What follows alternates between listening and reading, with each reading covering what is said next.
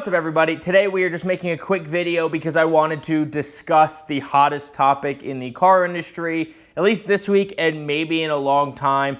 That is the Ferrari Luce and its design. I put up a TikTok briefly talking about it, or shorts or reel or whatever your preferred platform is, quickly just talking about the announcement of the design. But today I want to talk a little bit about its design and what's really wrong with it, or why I think that this is being so poorly received. So before we do that, if you want to follow my short form content, my Instagram and TikTok are linked down below. Twitter's linked down below, and if you're into hiking, I have my hiking socials linked down below. So if you want to support me here, there, anywhere, it of course is appreciated. So starting off with some background, when it comes to who designed it, the chief of design at Ferrari is Flavio Manzoni, and he hired Johnny Ive's firm Love From. If you're not familiar with Johnny Ive, you're definitely familiar with his products. He was the original designer on the iMac, the iPod, the iPad, the iPhone, and a bunch of other products at Apple. He was either the lead designer or on the design team for. Very famous mostly for his Apple products. Now, since leaving Apple in 2019, he started his firm Love From, and I'm sorry to his partner whose name I can't remember, but Johnny Ive is who is the important name for this discussion. Love From has worked with Airbnb. It started off working with Apple when he first split and opened Love From. It has a clothing capsule design with Moncler. They've worked with OpenAI, boo, and now they've also worked with Ferrari on the Luce. Johnny Ive is, as far as I can tell, not a car enthusiast, and he is a product designer more than he is a car designer, and I think that's one of the first things they did wrong.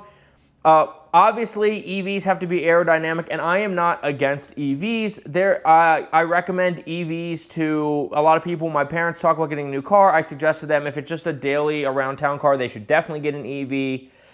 I considered getting an Ioniq 5N for my daily when I got the Stinger. I am certainly not against EVs, and I understand that EVs have to have a certain shape, and I'm fine with that. But they can look good, and they can also match the design language. Ferrari right now, and I watched a great interview with by Chloe Abram, and she interviewed Johnny Ive and Flavio Manzoni, and Flavio, interestingly enough, talked about how they don't look at other designs and try to fit a new design into their previous designs. But what's interesting is when you look at the SF90 Stradale, the 296, the 12 Cilindri, the F80, the 849, Testarossa, even the Roma and Amalfi entry Ferraris, as well as the Pure Sangue. When you look at like the most modern Ferraris, you look at them, and I could take the badge off, and you'd probably guess that what you're looking at is a Ferrari. Even the Pure Sangue, which was their first SUV, although Ferrari didn't quite do an SUV because they didn't want to, the Pure Sangue, it's radically different from any Ferrari in the past, and when you look at it, it still clearly is Ferrari design. But when you look at the Luce looks like a lot like a Nissan Leaf as a comparison that I've seen, and it just looks like generic car as the overall shape. The rear end looks like it's a car there's another car being pooped out by one car. The front end I do think kind of looks Ferrari, but not quite. And just this weird generic bubble shape just doesn't fit into what you expect when you look at Ferrari design, like the SF90 and the 296, or the 12 Cilindri, F80, 849, whatever. It just doesn't look like it fits in that lineup anywhere because there's no aggressiveness to it, there's no sportiness to it, there's no angularity to it. It's just this like round bubble. And I don't remember if it was Johnny Ive or Flavio in that interview with Cleo Abram, which you should definitely go check out. They talked about how much aerodynamics and stuff played in the design, but of course it did because it's an EV. And, you know, there is other luxury EVs and sporty EVs that match the brand's identity that you immediately look at it without badges and you think that's that brand. You know, in alphabetical order, the Audi A6 and S6 e-tron, as well as the e-tron standalone model, look very Audi. The BMW i4 and i7 look very Audi. The Mercedes-Benz EQS and EQE, although maybe the most boring looking Mercedes ever, look very Mercedes. The new AMG GT 4-door, which I could do a whole nother video on how ugly that is, but when you look at it, it is distinctly Audi. not Audi, is distinctly Mercedes-Benz, even down to the taillight logos. They put the Mercedes logo in all of the taillights. It looks very Mercedes. The Porsche Taycan is, I think, the most direct competitor here to the Ferrari Luce because they're luxury sports EVs. And the Taycan immediately looks very Porsche-y and has probably, we don't know yet, but probably better handling and better sporty driving than the Luce. And if you're just looking at like pure high-end luxury, you have the Rolls-Royce Spectre. Now, this is a two-door versus the Ferrari Luce, which is a four-door and the first five-seat Ferrari.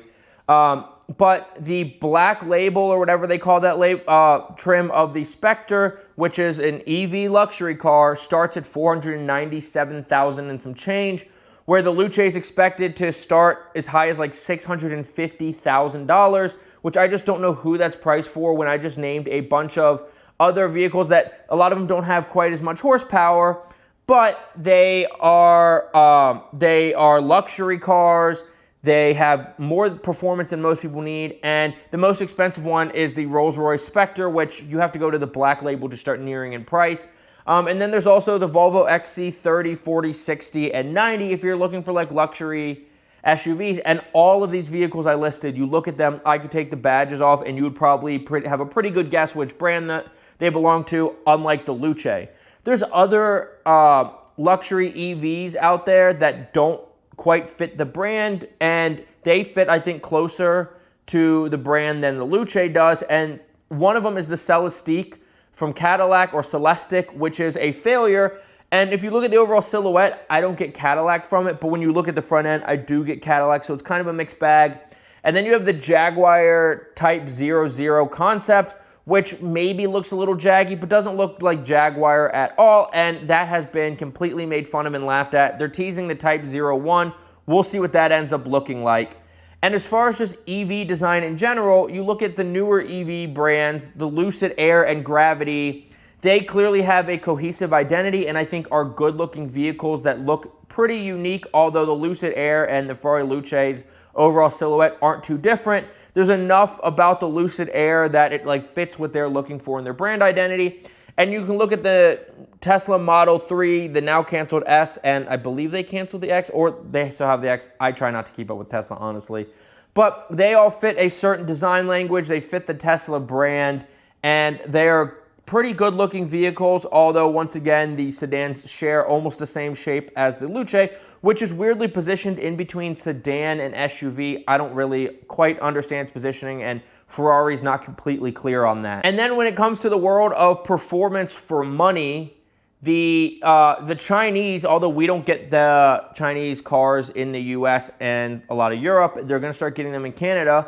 But if you want to go like ultra performance, you look at the BYD Yangwang U9, which has up to 3,000 horsepower in the extreme trim and costs like $250,000. So you could get two of them and one of the luxury cars we'll mention in a second for what you're getting the Ferrari Luce for if the Chinese EVs are available in your market. And then you also have the Hypetech, formerly the Hyper SSR, which is another insane over 1,000 horsepower, and I think its starting price is like $180,000 equivalent. And if you're just looking at luxury, if you're just looking at the Ferrari Luce as a luxury car, which the interior is very luxurious, once again, BYD's Yangwang performance brand is back with the U7 sedan, which has like 1,000-something horsepower and is sub $100,000. You have the BYD Yangwang U8 SUV, which I'm putting SUVs and sedans in here because the Luce is like right in between. And not only is it crazy amounts of horsepower, it's sub $100,000, and on top of that, the U8 can float in water and sail for up to 30 minutes, which is just something insane, which I forgot to mention. The Yangwang U9 also just jumps. Pothole coming up, hit a button, it jumps. It might sense it, but it jumps. So the BYD Yangwang brand is doing crazy things, even though they also have budget cars like the Dolphin. And then if you're not a BYD fan, you can get the Hongqi EHS9 SUV, which is crazy luxurious, all sorts of features, and I think is also sub $100,000. And so if you just look at the Chinese EV market, if you have the Chinese EVs available, you can get way more performance or just as much or more luxury for fractions of the price. You could get all of the luxury cars I listed and twice and maybe have a little bit of money left over compared to the Ferrari Luce. So I don't understand the Luce design. It doesn't fit the design language of the Ferrari lineup, and the pricing structure makes it seem like it doesn't make a whole lot of sense other than you're just paying to have the first Ferrari EV. And Ferrari did another first with the Puro Sangue where they made their first SUV. Nobody really wanted it. The Puro Sangue doesn't sell. You rarely see them, no matter which area you live in. And I expect the Luce would be more of the same. So what do I think really went wrong with the Luce is, first of all, you look at the BYD Yangwang U9 and the Hypetech SSR, they are aerodynamic enough for EVs, but they still look like supercars. You look at the BYD Yangwang U7 sedan, the Yangwang U8, the Hongqi EHS9, they're still good-looking vehicles. You look at all the Audis and Mercedes and the Porsche and the Volvos and everything, and they're good, normal-looking vehicles that fit their brand identity, whereas Ferrari just made this Nissan Leaf-looking bubble that doesn't really fit their brand identity, and it's way overpriced compared to what you can get from the Chinese markets, or, you know, you can get a Tesla Model S Plaid used for like 50 grand maybe, and get over 1,000 horsepower. So if you're looking for EV performance, you can go way cheaper than that.